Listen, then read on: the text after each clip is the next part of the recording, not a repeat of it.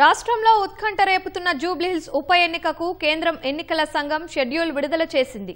వచ్చే నెల 11న జూబ్లీహిల్స్ ఉప ఎన్నిక పోలింగ్ జరగనుంది. వచ్చే నెల 14న ఓట్ల లెక్కింపు జరగనుంది. ఈ నెల 13న జూబ్లీహిల్స్ ఉప ఎన్నికకు ఈసీ నోటిఫికేషన్ జారీ చేసి అదే రోజు నుంచి నామినేషన్లను స్వీకరిస్తారు. ఈ నెల 21 నామినేషన్ల దాఖలుకు ఆఖరు తేదీ.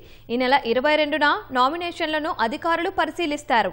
24వ తేదీ వరకు నామినేషన్ల ఉపసంహరణకు అవకాశం ఉంటుంది. వచ్చే నెల 11న పోలింగ్ జరగనుండగా 14న ఓట్ల లెక్కింపు చేపడతారు. బీఆర్ఎస్ ఎమ్మెల్యే మాగంటి గోపీనాథ్ మృతితో జూబ్లీహిల్స్ నియోజకవర్గంలో ఉప ఎన్నిక అనివార్యమైంది.